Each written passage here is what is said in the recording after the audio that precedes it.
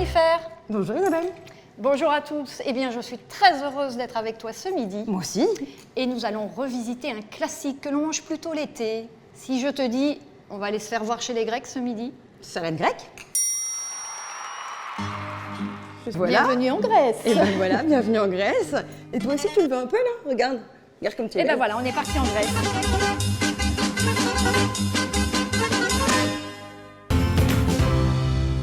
Pour cette salade grecque, nous allons avoir besoin de ciboulette, pois chiches, courges, olives de Kalamata, feta, bulgour, oignons rouges, poivrons, graines de pépins de courge, 2 types d'huile, olives et colza et une pincée de poivre.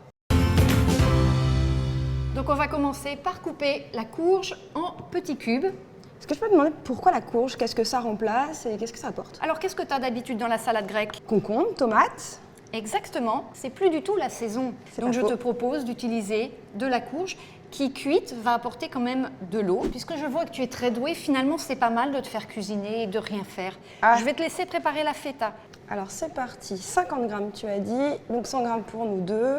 Moi pendant ce temps-là, je vais ciseler de la ciboulette, qui est une petite herbe qui va apporter un petit peu de fraîcheur, de couleur verte aussi. Il me semble que tu es quelqu'un qui aime plutôt manger des salades, plutôt des choses naturelles. Alors oui, j'aime bien cuisiner, effectivement, et je fais en sorte que dans mes recettes ou dans mes plats, on soit sur des produits les plus naturels possibles. Et puis voilà, ma spécialité, c'est le petit déjeuner et les lunchs, donc salade du midi, c'est parfait. Alors là, je l'ai revisité en plat complet, parce qu'on peut manger des salades l'hiver. Une salade, ça peut être un plat complet l'hiver, à condition qu'il y ait de tout. Donc je te propose de mettre de la courge dans les 2 assiettes. Donc moi, je vais rajouter un petit peu de Feta. Autrement dit du calcium ou des protéines. Et puis du bon goût surtout. Et du sel. Et ben voilà. À côté de moi, je ne sais pas si tu as vu, j'ai des olives de Kalamata. Pourquoi de Kalamata? Alors ce sont des olives très spécifiques. On marine dans du vin. C'est pour ça qu'elles ont un goût un petit peu particulier. Tu rajouteras 3 cuillères à soupe de bulgour. Et ça correspond aussi un peu à toute la partie un peu glucide justement qu'il faut pour que ça cale? Oui, effectivement. Le bulgour va apporter des glucides complexes qui va t'apporter de l'énergie. Tu peux rajouter 2 petites cuillères à soupe de pois chiches. Quand on veut avoir un bel apport en protéines, ce qui est important, c'est de mélanger des céréales et des légumes secs, ce qui est le cas ici.